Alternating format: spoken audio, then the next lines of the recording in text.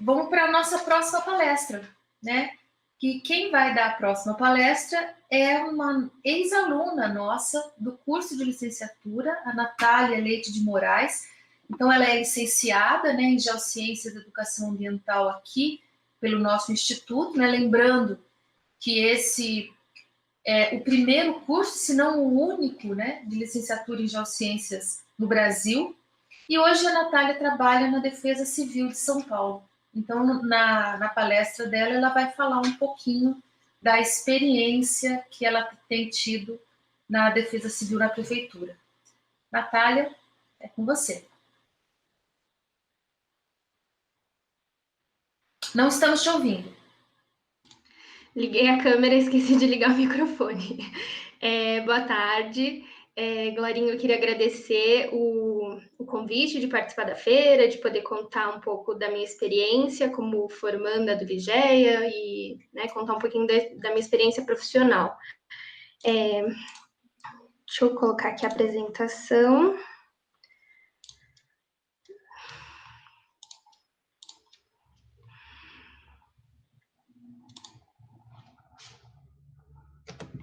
Já está conseguindo ver? Sim, só não está em modo apresentação. Tá.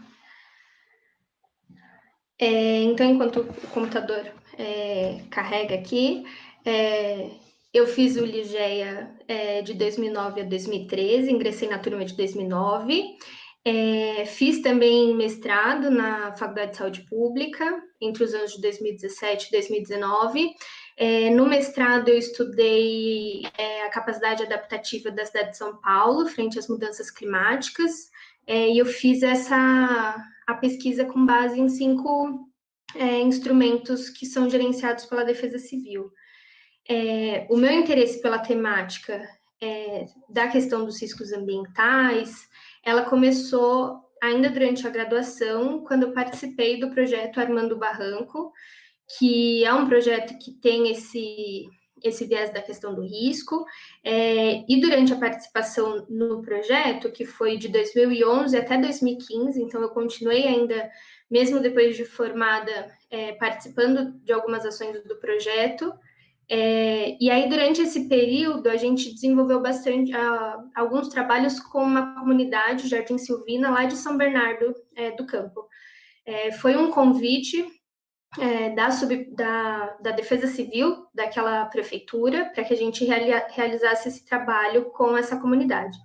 Então, a gente fez, num primeiro momento, um diagnóstico com a aplicação de questionário com os moradores, a gente fez um encontro com todas as lideranças das comunidades de São Bernardo, a gente fez alguns encontros com os moradores do bairro, né, do Jardim Silvina, e a gente também apresentou alguns artigos em congressos. E aí, por conta desse interesse, né, foi despertado em mim esse interesse por essa temática, em 2012 eu iniciei como estagiária na Defesa Civil, e aí eu fui contratada em 2013, e aí antes de entrar especificamente a falar da minha atuação, eu vou só contextualizar um pouco, né, do histórico da Defesa Civil para fazer um pouco de sentido.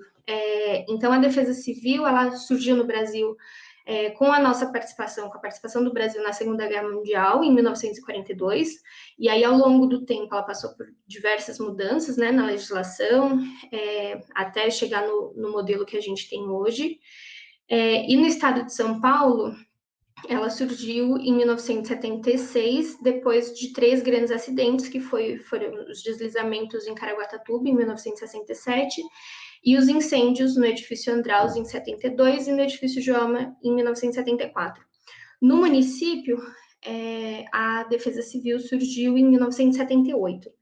Então, desde o início, esse é um órgão que sempre teve um olhar muito voltado para a questão da resposta, para o atendimento de ocorrências, e só mais recentemente é que as ações de prevenção vêm sido mais desenvolvidas e tendo maior amplitude. Então, atualmente, a Coordenação Municipal de Defesa Civil, ela está vinculada à Secretaria Municipal de Segurança Urbana, e ela é dividida, né, em 4 divisões. Então, a divisão de prevenção, que é responsável por toda a assessoria técnica, por fazer os mapeamentos, ações preventivas de mobilização social, e é dentro dessa divisão que eu trabalho desde sempre, né, desde que eu entrei na defesa. A divisão de operações, que é responsável por fazer todo o atendimento dos munícipes, então todas as pessoas que ligam no 156 ou no 199 para reportar alguma emergência, são os servidores dessa divisão que atendem, que fazem todos os despachos e os acionamentos dos órgãos responsáveis. Tem uma divisão de resposta, que é responsável por atender as emergências de fato, e tem as divisões de defesa civil, que são os diretores que atuam um por subprefeitura. Então, a nossa cidade, nesse mapa que eu trouxe aqui do lado, tem a divisão das subprefeituras, e em cada uma delas tem como se fosse uma mini defesa civil responsável por gerenciar aquele território.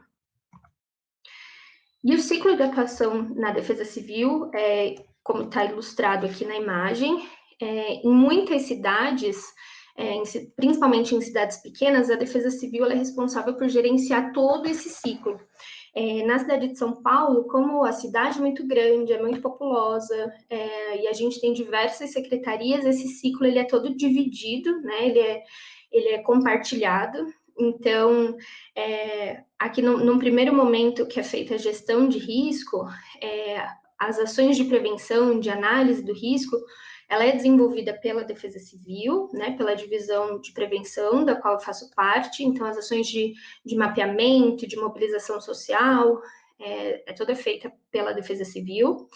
As ações de mitigação, que estão relacionadas com medidas de redução do risco, então, sejam obras de engenharia, obras de zeladoria, por exemplo, elas são realizadas pela Secretaria de Infraestrutura e Obras, pela Secretaria de Habitação, pela própria subprefeitura.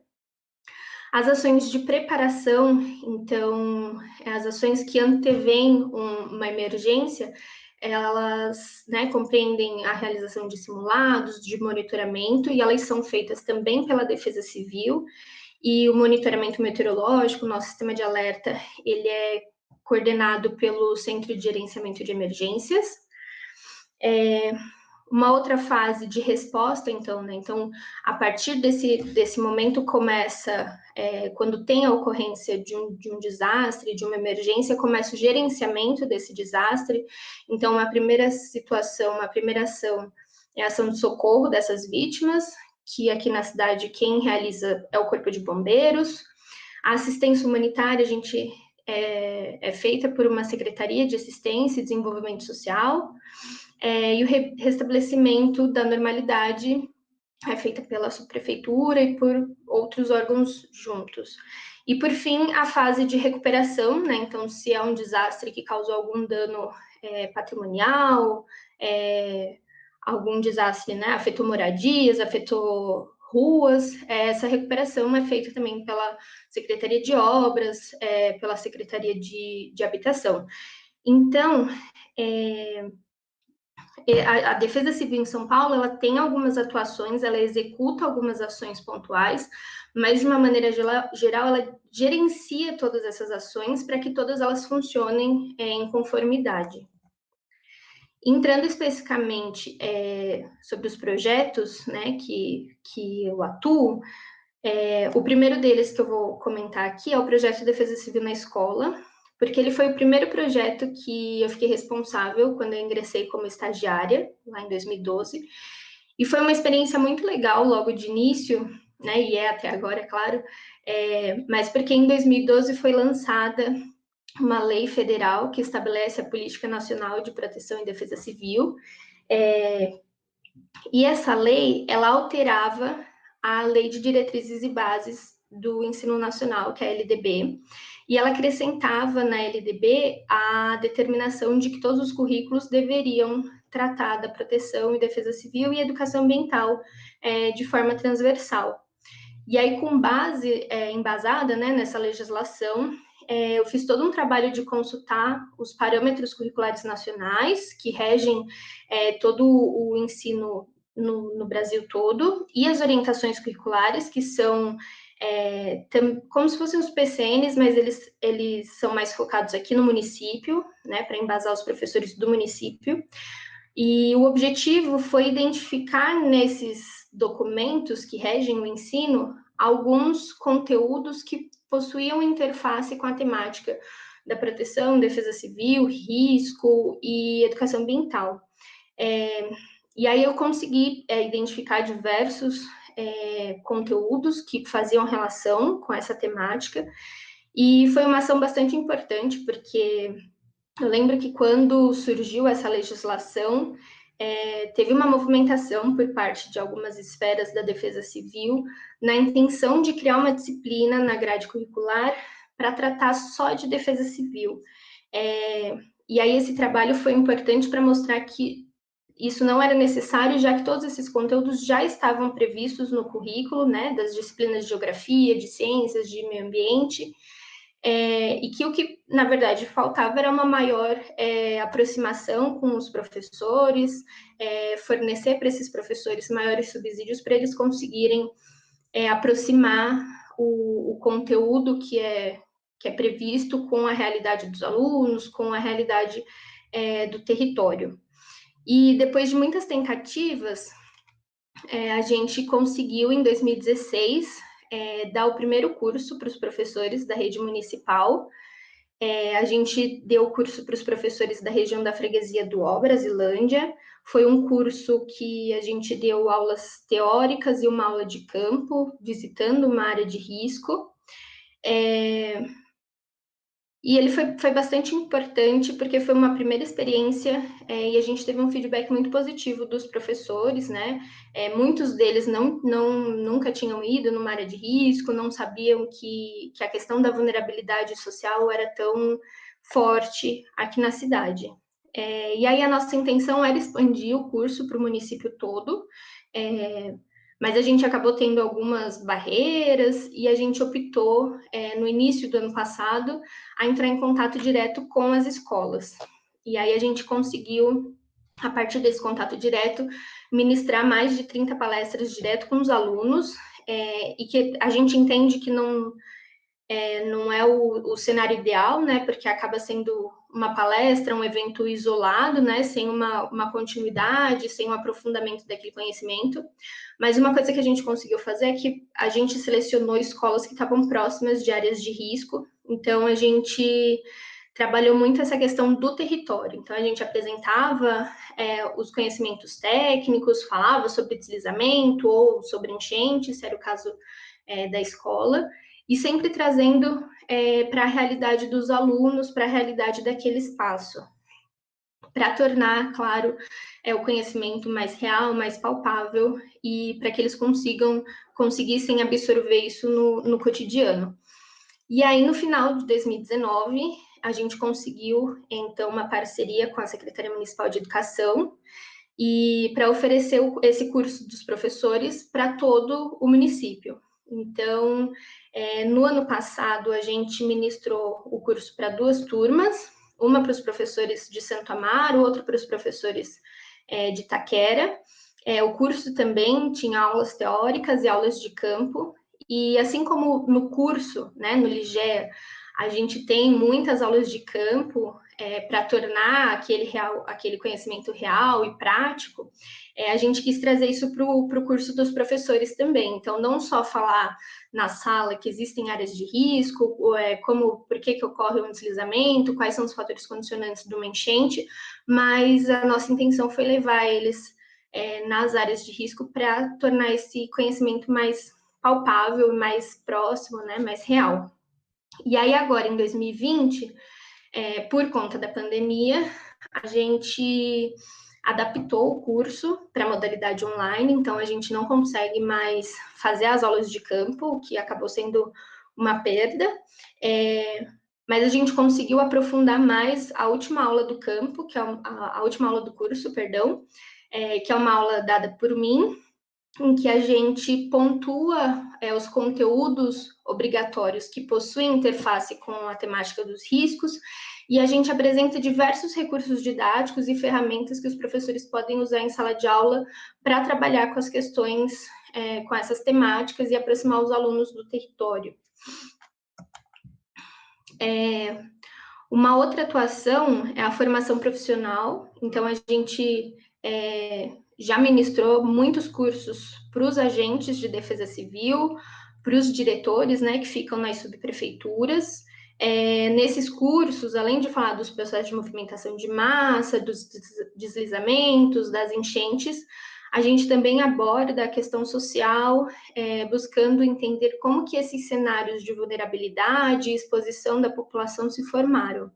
E isso é muito importante para que esses agentes de defesa civil da ponta, que estão diretamente em contato com a população, para que eles entendam o motivo, né, daquelas pessoas estarem em situação vulnerável, e eles consigam mobilizar essa população e engajar essas pessoas a desenvolverem uma maior percepção dos riscos, conseguirem perceber o ambiente no qual elas estão inseridas e, principalmente, consigam ter consciência dos riscos aos quais elas estão expostas. E aí, a realização das disciplinas da educação durante o curso e também das disciplinas de educação ambiental e de geociências, que foram ministradas na época que eu fiz o curso pela Denise e pela Veridiana, elas contribuíram muito para eu ampliar o meu olhar sobre a educação ambiental e fazer essa conexão com a sociedade, com a questão da vulnerabilidade e conseguir entender de maneira mais sistêmica como que essas áreas se relacionam. Uma outra atribuição, uma outra ação que eu desenvolvo, que é mais técnica, é a avaliação de risco geológico. A gente faz essas avaliações, seja para atender solicitações do Ministério Público, e que normalmente são porque ou alguma área vai ser desocupada, ou porque essa área está com um risco muito alto e a prefeitura precisa adotar algumas medidas. A gente faz também avaliação de obras, para identificar se elas foram suficientes para eliminar o risco, e a gente também faz essas avaliações para o mapeamento das áreas de risco. E aí, independente do motivo de por que a gente está fazendo essa avaliação, a gente sempre faz um trabalho de escritório, que consiste numa coleta de informações sobre aquela área, para identificar a titularidade do terreno, se é uma área que já é mapeada ou se é uma área já catalogada como um assentamento precário, identificar se já tem algum relatório, alguma outra informação produzida sobre a área. A gente faz as vistorias de campo, a gente percorre toda a área, na maioria das vezes a gente entra na casa das pessoas, conversa com elas para identificar se tem alguma rachadura, se tem alguma evidência de movimentação, principalmente em cenários em que a gente vai avaliar moradias em córrego, como nessa foto na direita superior. A gente precisa também entrar na casa das pessoas para a gente conseguir acessar o córrego. Então, essa é uma atividade que acabou sendo um pouco prejudicada por conta da pandemia, né, para manter o distanciamento. E a gente retorna então para o escritório para produzir o relatório técnico.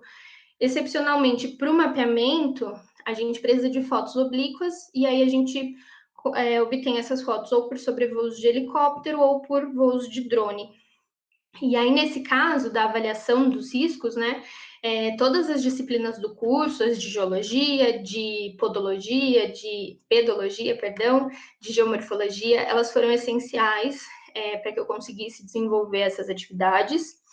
E só que todas as disciplinas mais sociais, da educação, elas também foram muito importantes para que eu conseguisse ter esse tato e esse cuidado na hora de me comunicar com essas pessoas, na hora de entrar na casa delas para fazer a avaliação.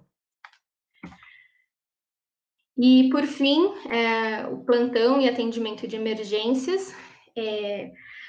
Sempre que ocorre alguma emergência, um deslizamento, um solapamento de margem de córrego, a nossa equipe é acionada, e no período de chuvas, então de novembro a começo de abril, a gente faz uma escala de plantão para atender essas emergências. Então, sempre que tem um deslizamento, a gente é acionado para identificar se as moradias que foram afetadas precisam ser interditadas, se moradias adjacentes precisam ser interditadas, quais são as ações ali imediatas que precisam ser feitas para sanar aquele problema ou para retardar o avanço daquela movimentação de massa, daquela situação de instabilidade.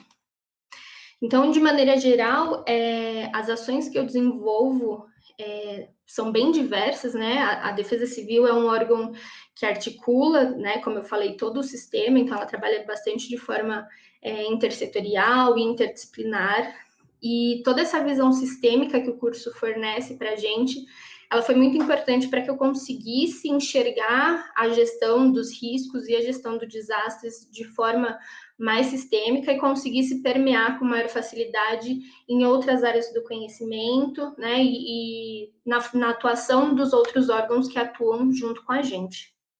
Então é isso, eu espero que vocês gostem do curso, se interessem, ingressem no curso, é um curso muito importante, muito enriquecedor, bastante interdisciplinar, que abrange muitas áreas do conhecimento e amplia o nosso olhar para a visão sistêmica.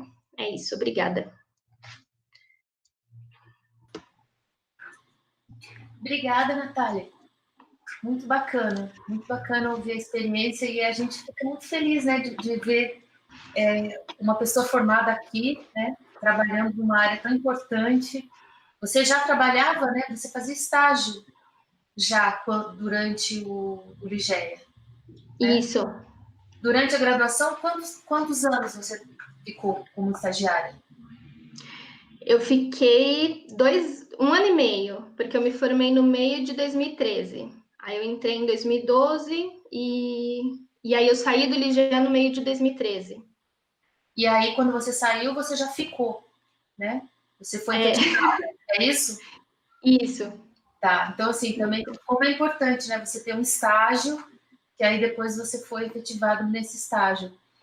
Tem uma pergunta aqui da Bárbara, que diz pela pergunta assim, para trabalhar nessa área, quais são os outros caminhos, além da defesa civil? Existem outras possibilidades? Para trabalhar nessa área de risco? Na área de risco, isso, na área de tratamento. Então, existe, né, eu acho que a área mais direta, assim, é a defesa civil. Os caminhos para entrar na defesa civil, eu sou comissionada, então eu tenho um cargo de indicação, de confiança, porque a carreira que é mais próxima da gente, que é a que abarca os geólogos e engenheiros, é restrita para essas duas profissões, né? Não tem uma carreira específica para agente de defesa civil, então é um pouquinho mais difícil, pelo menos aqui em São Paulo. Eu imagino que em outras cidades, em cidades menores, isso é mais fácil. Tem o IPT trabalha bastante também com a questão da gestão de riscos, a CPRM também, e faculdades tem, a UFABC ela está desenvolvendo um trabalho bastante legal na região do ABC, de fazer o mapeamento das áreas de risco de lá, e no IGC eu não sei, mas se eu não me engano o Armando Barranco deu uma estacionada, não sei se tem algum outro trabalho sendo desenvolvido nessa área.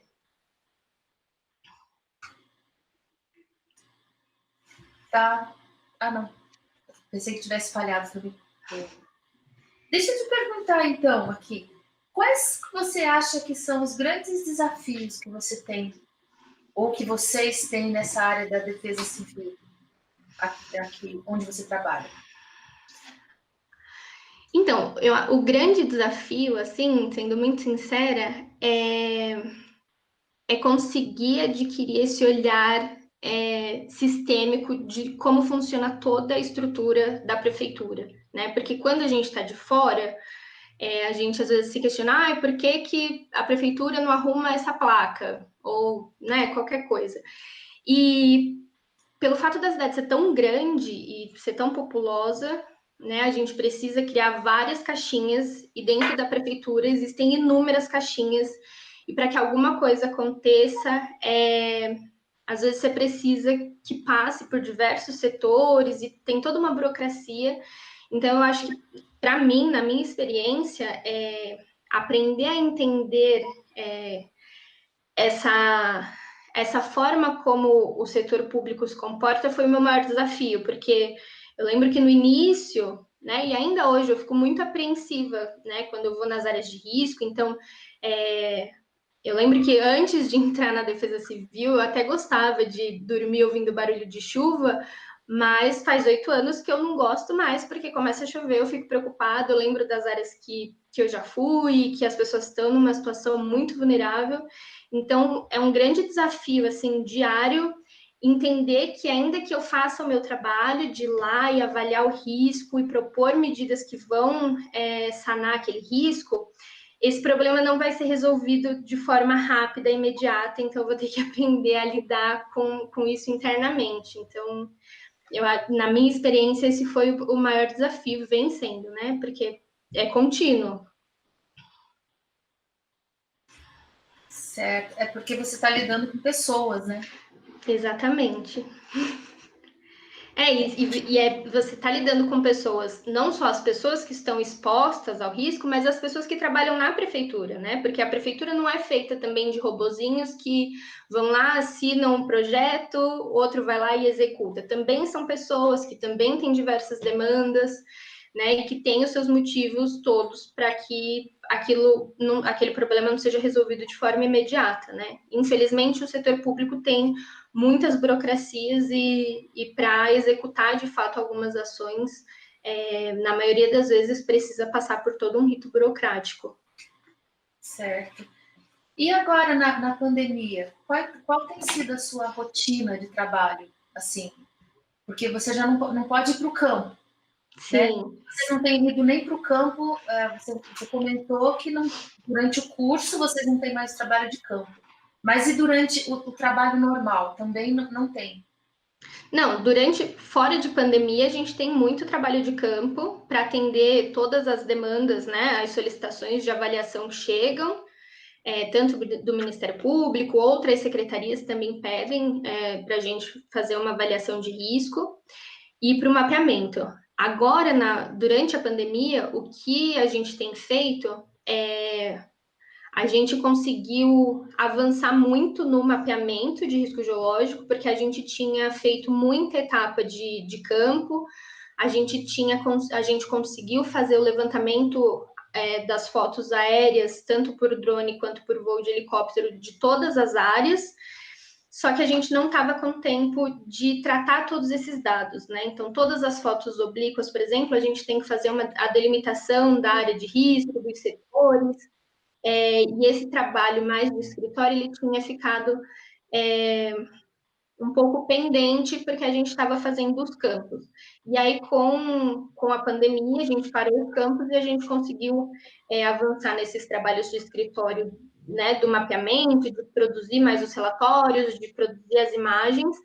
A gente também, por conta da pandemia, conseguiu abrir um pouco mais o olhar para os projetos de mobilização. Então, a gente conseguiu, já que a gente não estava indo para campo, desenvolver curso para as lideranças, a gente conseguiu aprimorar algumas rotinas internas, criando formulários para preenchimento de plano de contingência. A gente está produzindo diversos vídeos também informativos para disponibilizar nas redes sociais. Inclusive, no começo de agosto, a gente disponibilizou um no Facebook, no Instagram, explicando sobre o mapeamento, falando sobre risco. Mas agora, por conta do período eleitoral, a gente não pode fazer nenhum tipo de divulgação. Então, a gente continua só nos bastidores produzindo esses materiais para quando acabar a pandemia, ou quando acabar o período eleitoral, a gente divulgar. Tá. Muito bacana, muito bacana. Parabéns pela apresentação, foi muito legal, eu acho que todo mundo gostou. Obrigada. Você quer falar mais alguma coisa que tenha relação com o curso? O que você acha? Você já disse que o curso foi importante por essa visão sistêmica, mas há algo que você, por exemplo, não tenha tido no curso e você achasse que era importante para para o que você faz hoje?